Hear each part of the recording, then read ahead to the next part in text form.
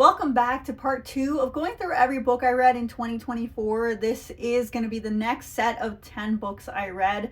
I will keep it non-spoiler. I'll tell you a little bit about the book and then I will give you my rating in the end. The first book on today's list was Never Never by Colleen Hoover and Tarryn Fisher. Now, this was my first attempt at diving back into books by Colleen Hoover. When I first started my reading journey, I did read quite a few, but I didn't get to all of them. I hadn't gone back, and this was my first attempt. And let me say, I was super disappointed. I ended up giving this a 2 out of 5. This story follows 2 high school students who have been best friends and in a relationship since they were young, and they one day wake up and have no recollection of each other. Like, their memories are just absolutely gone and they don't know why. Every time they finally start to figure it out, their memories get wiped again. Now, I will say that the premise is very interesting, but the delivery was kind of clunky. It was very confusing, and I feel like in the end, I ended up with too many questions that weren't answered. Like I said, this was a 2 out of 5. It kind of solidified that I don't think I'll go back to reading Colleen Hoover books, but I'm glad I tried. Next, I read Six of Crows by Leigh Bardugo. Now, this was not my introduction into the Grishaverse because I had watched Shadow and Bone on Netflix. I haven't read the books, but I got a solid understanding of what the Grishaverse and was introduced to Kaz Brekker, who is the main character in Six of Crows. This was a phenomenal read. The found family aspect of it was probably my favorite. Rat Pack crew that all has these different skills, and they're preparing for a big heist. So it was a lot of fun to read. I do have the next book ready to go. I just haven't started it yet, but I thoroughly enjoyed this. It was a 4.5 out of 5 for me. Next, I read Assistant to the Villain by Hannah Nicole Maehrer. Now, this was hilarious. I often refer to this as a crossover between Shrek and Megamind. There is some hilarious banter. As the title states, it is about a girl who is the assistant to a villain. So this follows her kind of just cleaning up his messes throughout the kingdom. And it was a lot of fun. I didn't know when I read it that it was based off of a TikTok skit. So that actually made it a lot more fun because afterwards I went and I watched some of the skits and it was pretty funny. I gave this a 3.5 out of 5. But like I said, if you like Shrek, if you like Megamind and that type of humor, you'll really enjoy this book. Next, I read The Love Wager by Lynn Painter. Now, this was my introduction to her books, and I really enjoyed it. This follows our 2 main characters who have a one-night stand and then stumble across each other on a dating app. They end up becoming really good friends and realize that they're good wingmen for each other. They end up making a bet to see who can find the one first, and they end up kind of just scheduling all their dates in the same places so that if it goes bad, they kind of would just run out and go out and have tacos, which I'm not mad at.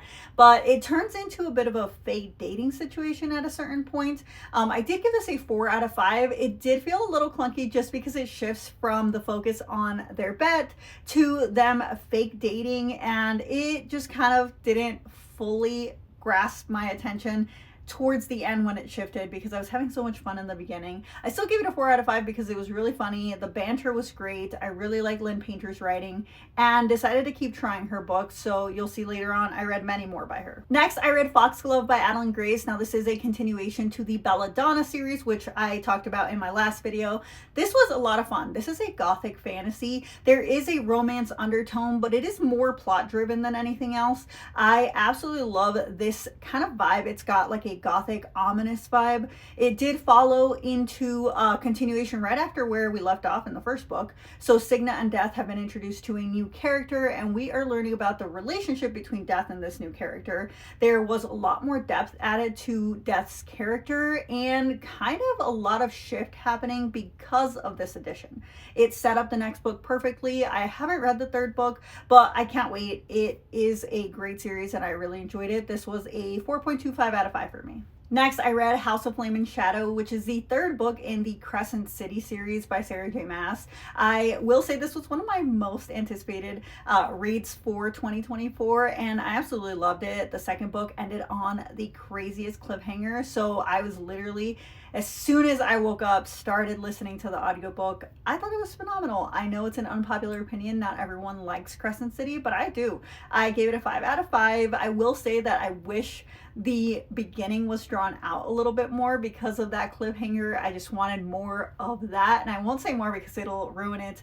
But the story continues on, and I definitely see myself reading more of this as it comes out. Next, I listened to Beyond the Wand by Tom Felton. Now, this was a must do as an audiobook because Tom himself narrates it. If you don't know who he is, he's Draco Malfoy in the Harry Potter movies. I absolutely loved it. I have a huge Hermione obsession, so getting to listen to Draco narrate this story was really great. And it really just talks about his childhood, what it was like being in the Harry Potter films, and his life after. I really enjoyed it. I gave this a 5 out of 5 because of my Harry Potter and Draco obsession. Yeah, I highly recommend it. Next, I read House in the Cerulean Sea by TJ Klune. Now, this was very quirky. It was a lot of fun. Our main character, Linus, is a caseworker at the Department of Magical Children, and he has a spotless record, which gets him assigned to a questionable caretaker and some kids that are considered potentially dangerous. Now, if you don't know what I mean by that, I'll give you an example. One of them, everybody thinks he's the Antichrist. So he goes in a little weary, a little unsure of what he's about to find. And we see so much character growth from Linus as he gets to know these children and learns that maybe some of these preconceived notions that he had about them might be wrong. This was a 4.5 out of 5. There's a second book in this series that came out this year. I haven't read it, but it is on my list. Next, I read Love and Other Words by Christina Lauren. Now, this is a second chance romance. I will say I have a weird thing about second chance romances. Sometimes I really enjoy them and sometimes I don't. This one follows a dual timeline where our two main characters were basically meant to be when they were young. Something happens years later is when we're catching up to them. And they're reunited for a reason. End up kind of revisiting all the reasons why their relationship didn't work out. I think the miscommunication trope plays a part in this, which I also have like this weird thing about. I gave this a 4 out of 5. I will say that it may be a little bit overhyped. People talk about this one like it's, you know, phenomenal. And while I did enjoy it, I don't think it was so out of this world amazing. So again, 4 out of 5, still enjoyable, especially if you like second chance romance. Last on this list is Bride by Alie Hazelwood. I absolutely love her as an author. I have enjoyed all of her romance novels, but this was her first fantasy. Now, I will say that it is a bit of a shock when you read certain parts of it, but she kept it very authentic. This has to do with vampires and werewolves. And if you're familiar with the Omegaverse, the part that everybody says they were shocked by is actually pretty accurate to the Omegaverse. So I can't really fault her there. It's not her fault that everybody's not up to date. I definitely wasn't, and I took points off because of it, which I regretted later, but it's okay. I gave it a 4.75. It is an arranged marriage romance between vampires and werewolves.